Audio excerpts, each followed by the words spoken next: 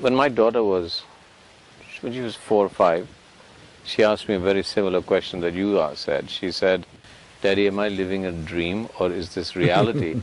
So then I asked her, I said, "So you tell me." So she said, is the world that I live in, is it my dream or is it imagination or is it reality? So I asked her, "You tell me." And she said, "It's both. It's my imagination and it's reality, both." But this question persists. Am I living a dream or is this reality? And I'm actually very afraid, because it's such a subtle question, I'm afraid that as she grows, they'll take that question away from her in the way they educate her. So let's talk about childhood and education. And in the school, the Isha school, tell me, is that an issue, what you're trying to do here? Essentially, education is basically about enlarging the horizons of human perception. But unfortunately today, slowly education has shifted into a mode where people believe is about enforcing information, heaps of information. Information is useful, is it's useful in a certain way, but it's not going to make your life. It'll earn you a living. So right now, most of the education on the planet has become essentially a means to earn a living, not to enlarge your horizons. So here at Isha Home School, education is about enlarging your horizons. So this is not about giving them ready-made answers as information. This is to have an active intelligence which constantly searches and seeks and looks at everything in every possible way.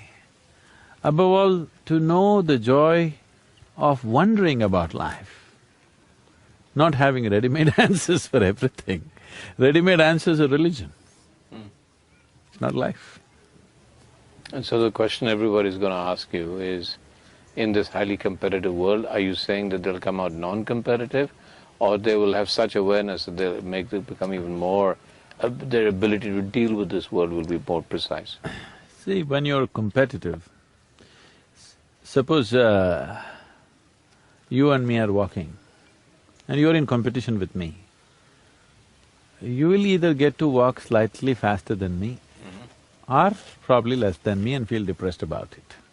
If you walk little faster than me, you are going to be thinking you've reached the peak of your life. If you fall behind me, you'll feel depressed that you can't walk as fast as me. But if you're not in competition with myself, you would explore the possibilities of what you could do, and maybe we don't know you could fly. I can walk fast, maybe you could fly, but you will miss out the possibility of flying because you're in competition with me. All you want to do is take few steps more than me. So the very human potential is distorted because people are in competition. Right now people believe that you will not propel yourself to your fullest if you're not in competition, which is a very false idea. It's a very, very false idea. We have cultivated that in societies, that you believe you will not reach your full potential unless you're in competition, not at all true. Actually, only when a human being is in a very extended periods of joyfulness, blissfulness, he will stretch himself to the limits and do what he could do to the fullest. When he's in competition, when he's in fear of failure, he will only do little better than somebody else. So the human genius is completely missing today. You're destroying the human genius through the process of education, teaching competition. It's all about getting 2 marks more than the one who's sitting next to you. And in this mode of competition, only one can win, all others are losers. Isn't it? It's a horrible way to create a society. What I'm saying is the gardener in this school is as important for us as the headmistress of the school. So that's what the children are constantly perceiving. We are not saying these things as philosophies, but that's the atmosphere that is set. The one who cleans the place, one who cooks for us, is as important as the teacher who teaches you science or literature or runs the school, or me who visits once in a way to give them a different perspective of the whole thing. See, one of the school kids came to me, he was only 12 years of age, he's a brilliant boy. He wrote me a 4-page letter. His language, his articulation of his thoughts, and the kind of things that he said in the letter just amazed me, I couldn't believe. A 12-year-old child, his letter is like a document. I said, my God, this boy is here. I said, I want to meet him. So it is a big thing for them to earn a appointment with me because generally I'm not available, my time is so scarce, I'm spread so thin. So I said, I want to meet the boy, so we gave him an appointment. So he came, sat in front of me. They said, Sadhguru, I want to know the truth of life. I don't want to waste my life doing simple things like I don't want to waste my life like my parents. I said, stop, don't talk about that now. If parents wasted their life, that means your existence is a waste. Only because they did those stupid things that you think are stupid, you exist. So let's get the things in proper perspective. Right now there is a Dhyanalinga temple here. Tomorrow morning, without any explanation, if I just close it, if I don't open it at 6 o'clock in the morning, all the people, thousands of them will come, look and see, oh, temple is closed, why? Sadhguru closed it, oh, he must have some higher purpose. They will wait for 1 or 2 hours, oh, he's not opening it, they'll go about their work. Every day they'll come, wait and go. Suppose I close the kitchen without any explanation. If I close the kitchen, they'll come for lunch at 10 o'clock in the morning and they will see, oh, it's closed it. Oh, Sadhguru has closed the kitchen, no food today means something really spiritual is going to happen. He's going to give us something today. Maybe there's a great party in the evening. Evening you come, again it's closed. Tomorrow again it's closed. Next day if it's again closed, you'll forget of your spirituality, you'll start a revolution in the ashram. Yes? Right. Suppose without any explanation, I shut down all the toilets in the ashram. Within 2 hours there'll be a revolution. So I asked him, tell me which is more important, temple or toilet? He said, that's it. Once you put one above the other, you are not going to know anything in this world. Your whole perspective is distorted. So that is the basis of competition, trying to put one above the other. Once you make one thing bigger than the other, one thing small, one thing big, one thing high, one thing low, one thing divine, another thing filthy, then you miss the whole point of existence. So the essence of education is to enhance your perception in such a way that you are able to perceive a blade of grass being as important as the coconut tree. Is not less important, it's different, that's all. So everything that is every difference that you find in the world, if you make it into a discriminatory process, that is what you're suffering a prejudiced world. Every difference, whether between races or nations or languages and cultures and even gender, every difference we have made it a discriminatory process. And that has been our mode of education also, unfortunately. So here at home school, the most important part of education here is not taught. It is a constant demonstration. All the teachers are dedicated people, they're all volunteers, hugely educated, but they're all here to volunteer their full time, their life they're volunteering to make this happen for the children. So the key element of the school is the way everybody moves, the way everybody sits and stands and eats and does everything. Education, you have to follow some system, we are following ICSE. But the most important thing is the atmosphere, the ambience, the way it is. One thing you will see is the strength of the children, the mental strength of the child here is phenomenal. Today that is one thing that's missing in the urban schools, they're all becoming flaky. Competition will make them determined and focused in one way, at the same time make them fearful of failure, fearful of, being less than somebody else. Here you'll see they don't have that at all in them. Every one of them is a king by himself. I noticed that. I've seen the children, and I saw these children, but I've seen other children, and what surprises me mostly is that there's a certain sense of alertness in them. When I go back to urban areas, anywhere in the world, you see children walking to school, and there's that sense of lack of purpose, I guess.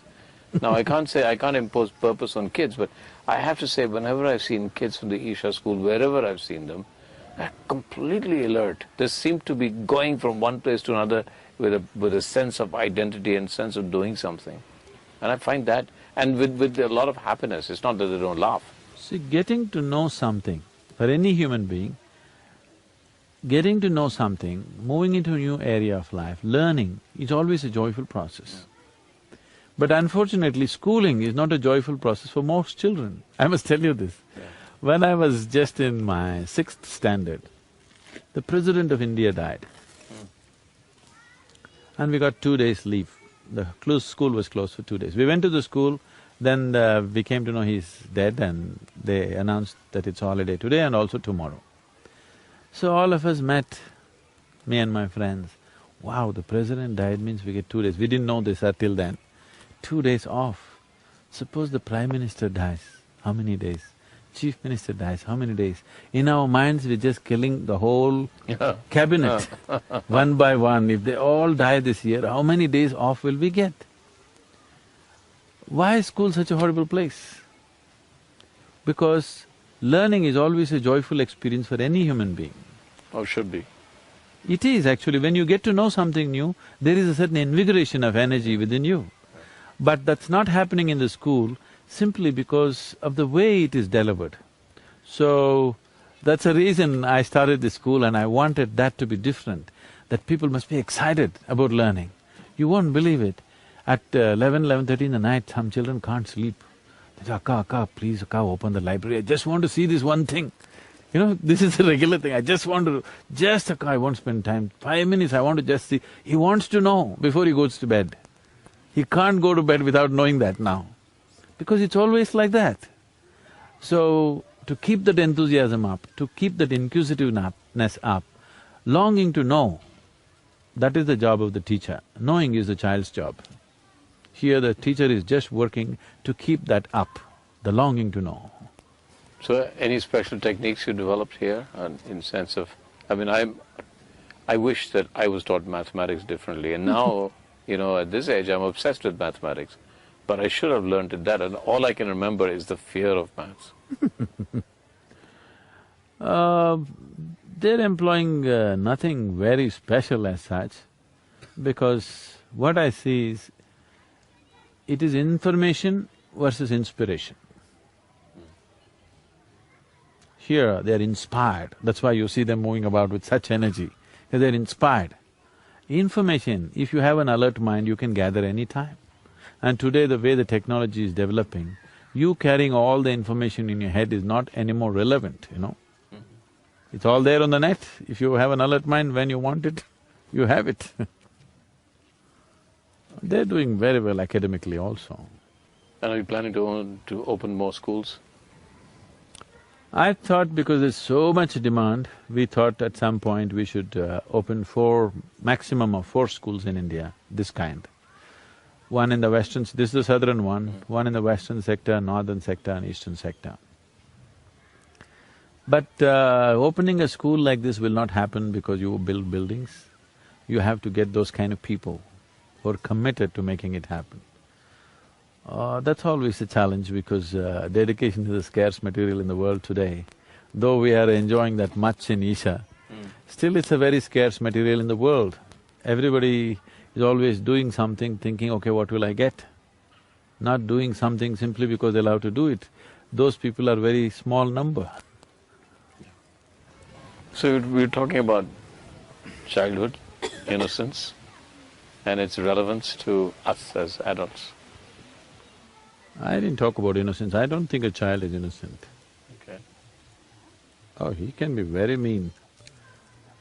Okay, if he doesn't get what he wants, he'll get very mean. Yeah. Okay. The beauty of the child is he's flexible. That's all that needs to happen to the adult also. Not that he's innocent, ignorant, this, that's not the point. The point is that he's flexible. That's the most important aspect of the child. The same thing comes to the adult, he's also fine. Generally, it's become fashionable for people to say, like a child. Somewhere they're thinking adulthood is evil, childhood is a good thing. No, child is just in the making. Adulthood is the real thing. Even so-called spiritual people go about saying, I'm like a child. So I keep asking people, do you really want to be a child? Suppose at the age of 6, your body and your mind stopped growing and you remained a child, Is it a great thing? Yeah. We'll call you a retard, Yeah. isn't it? Yeah. Isn't it good you've grown out of your childhood? Because you made a mess out of your adulthood, you are aspiring for your childhood. I think adulthood is great.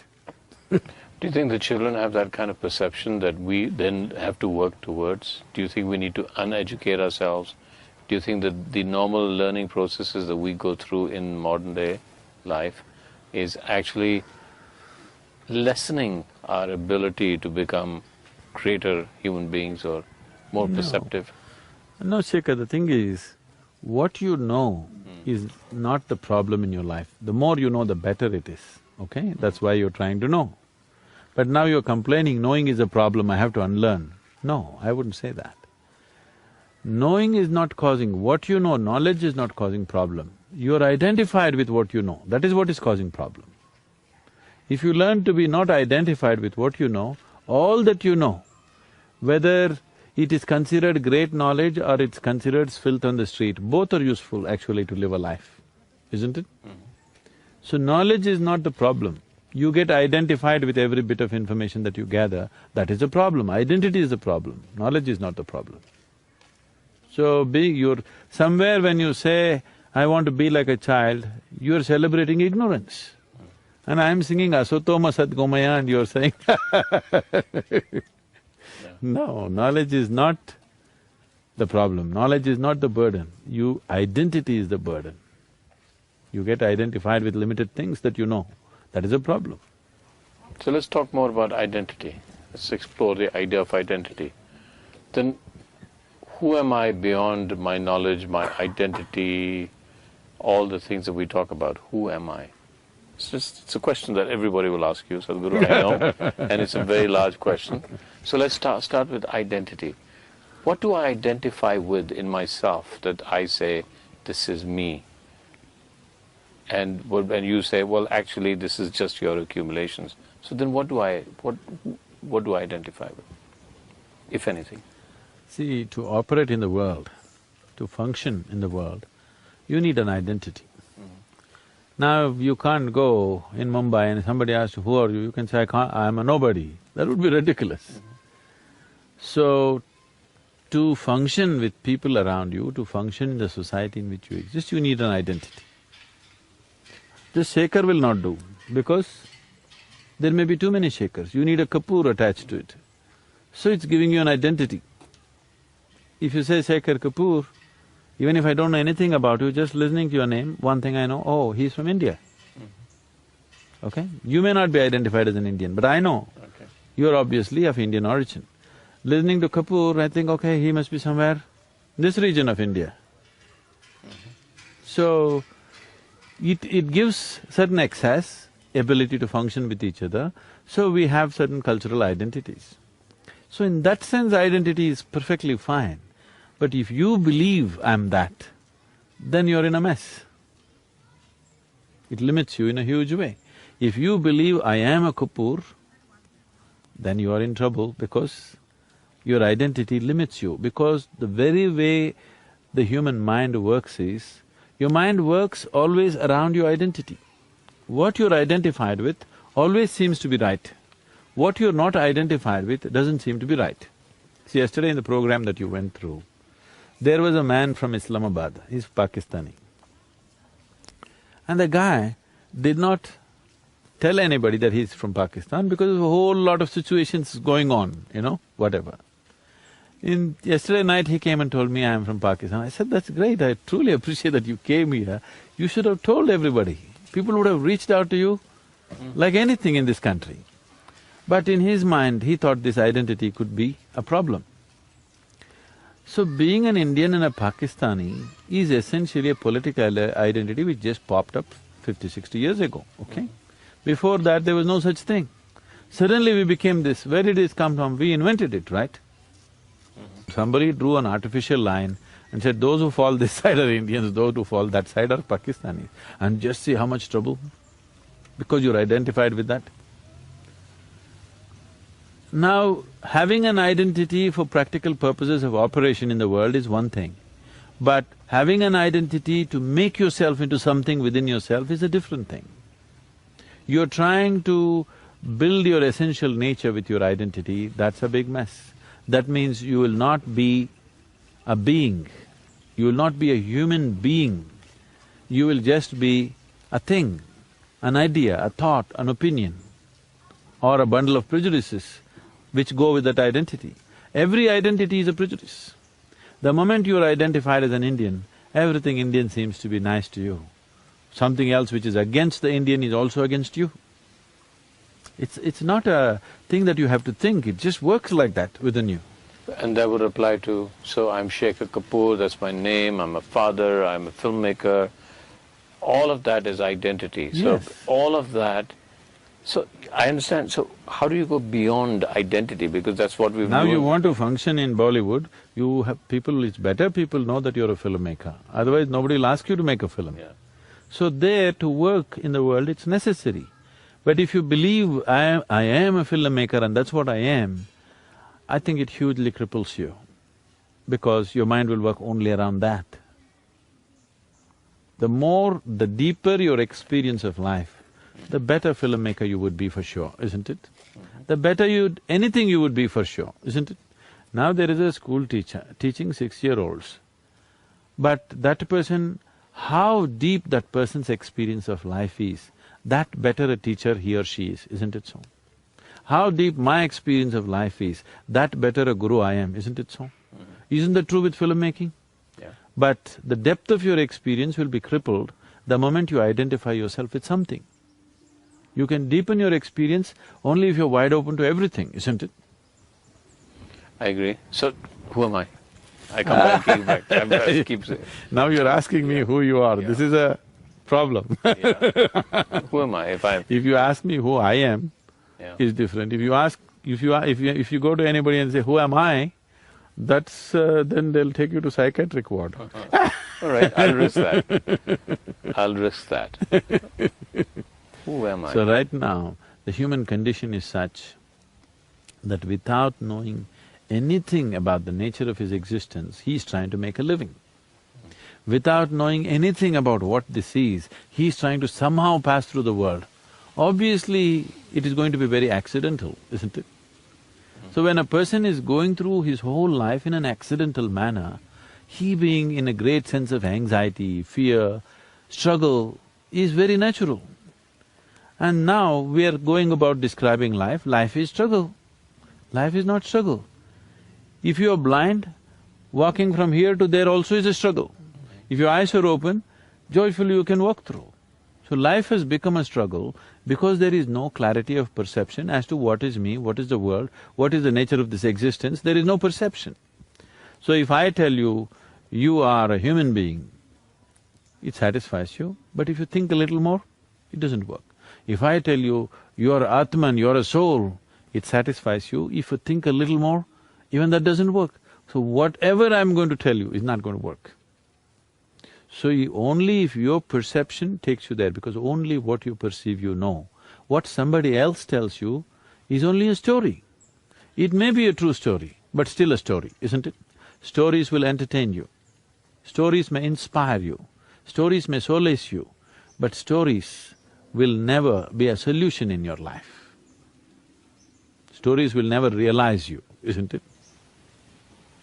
So there's no alternative to working hard towards perception? No, again, working hard, why should you work hard to become yourself? If you want to become something else, you have to work hard. To be yourself, why should you work hard? There's no working hard, anyway you're that. Enlightenment is not an achievement, it is just a realization. When we use… see, this must be very, very clear. This is a realization. We say self-realization, God-realization. When we say realization, it simply means you only perceived what is already there. You didn't invent something, you didn't create something, you didn't attain something. What was already there, you just realized. Yes? So it is a realization, it is not an attainment. Then why is it so difficult? I mean, what you're saying is very simple, it's there, everything is creation. Why is So why is it so difficult? It is not difficult. It is just that it's in a different direction. Right now, Your whole perception of life is through the sense perception, yes? Seeing, hearing, smelling, tasting, touching. Sense organs in the very nature of things are outward bound because they are essentially created for your survival. You can see what is around you, you cannot roll your eyeballs inside and scan yourself. You can hear this, so much activity in the body, can you hear that? No. Even if something as small as an ant crawls upon this hand, you can feel it. So much blood flowing, can you feel it? No. So in the very nature of things, your perception is right now outward bound. But the basis of your experience is all inside of you. See, right now, you see me, you think, you believe you see me sitting here, but it's not true. Actually, in your experience, you are seeing me within yourself. Light is falling upon this, reflecting, going through your lenses, inverted image in the retina. The whole experience is inside, isn't it? You hear me within you see me within you see the whole world inside of yourself, the way it's projected. Everybody is a filmmaker, actually. Okay. Isn't it? Yeah. They're projecting the world inside, the way it's projected. The same world may not be projected the same way as it is being projected within you, within the experience of an insect which is sitting there. In the bird, it is different. In the dog, dogs don't see the color. If you wear all the colorful clothes and come, they just stare at you because you're all black and white. Today, there is substantial knowledge about this thing that neurologists are telling you, whatever you see is broken, the information is broken into 14 different aspects, and you are actually seeing me in 14 different parts of your brain, not in one place. If one part of it doesn't work, you may not see the color. In another part doesn't work, you may not see the texture. So, you understand this being a filmmaker, isn't it? You can take a camera and do this to get the color right, to get the texture right, to get the form right, to get everything right. There is a certain thing involved. So all this is happening within you in many different ways. It is just not the way you're seeing it, it's in many different ways as it is necessary for your survival. What is day for you is night for somebody else, isn't it? Another creature thinks it's night. What is night for you is day for them. So even what is light and darkness is your making. So that's why in this culture, we went on saying it's your karma, it's your karma.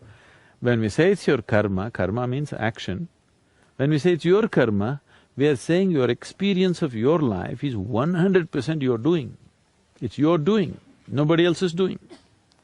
So right now, your sense organs are all outward bound, but the basis of your experience is within you, you have no way to access it. Who you are is within you, but your perception is all outward bound. So this is like, someone came looking for Isha Yoga Center to a close-by village. And they asked a local boy, how far is Isha Yoga Center? And he said, it's 24,996 miles. I said, what, that far away? He said, yes, the way you're going. If you turn around, it's only 4 miles. So right now it seems difficult because you are facing west and wanting to watch the sunrise. It's a very difficult thing. If you turn around, it's a very simple thing. So this turning around to look inward, the necessary basis has not been created in the society today. There was a time when spiritual process was the main thing in this society, in this culture. At that time, any number of realized beings. Realized being was not a rarity in this culture. People had sages and saints just about anywhere, isn't it? Because there was necessary infrastructure. At that time, in a village, there would be only one person who could read. I remember this when I had a farm in Karnataka. There's only one person who can read in the village. Everybody gets their personal letters for him to read, A wife wants to read a letter that her husband has written. A postcard comes. She goes to this man and he has to read. So he reads and interprets it in a million ways that he knows. So, just literacy was a rare thing because the necessary infrastructure was not there. And it looked like one strange mystical thing that somebody is able to look at the postcard and say all these things look like a great mystical thing. Right now, that's exactly what you're talking. Why is it so difficult? It's not difficult because we did not maintain that infrastructure of inward looking in the society. You did not cultivate that right from your childhood. Now it looks like a faraway thing. Suppose you did not know how to read and write. If you look at a book and somebody looks at a book and saying all these things, would look like a mystical process, isn't it? Okay. We haven't invested in that direction. So that's exactly what we're trying to build now, to build an infrastructure of spiritual process in the world, to give the necessary infrastructure, because no society has invested enough towards the inner well-being of a human being. We have hospitals, we have schools, we have toilets, we have this, we have that, but we don't have enough infrastructure for the actual well-being, the inner well-being of a human being, because your well-being and whatever else you go through, your joy and misery happens within you. Your pain and pleasure happens within you. Agony and ecstasy happens within you. Everything that happens to a human being happens within you. For that we have not built any infrastructure. So there was a time, there used to be… They say Krishna built about 1400 ashrams across the country, in the northern plains, because he felt that's an infrastructure that's needed for the society to live well. So we don't have such infrastructure. Okay. Do what you don't do. I think you must look at yourself very carefully, because the children are picking up everything rapidly and they'll exaggerate everything that you're doing. So, one foremost thing is, at least make yourself in such a way that you would like to be. Somebody may not approve, it doesn't matter. At least you made yourself in such a way that you like the way you are. Gurus… No, women will not make good gurus, nor will men make good gurus. Unless you know how to be beyond the two, you can't be this. If you're a man or a woman, if you're stuck with your gender, then there's no chance of being a guru, because you're looking at the mechanics of life in a completely different way. You're just looking at life as life. All the problems on the planet is simply because everybody has their own mission. And these missions are creating variety of conflict. If all of us sit here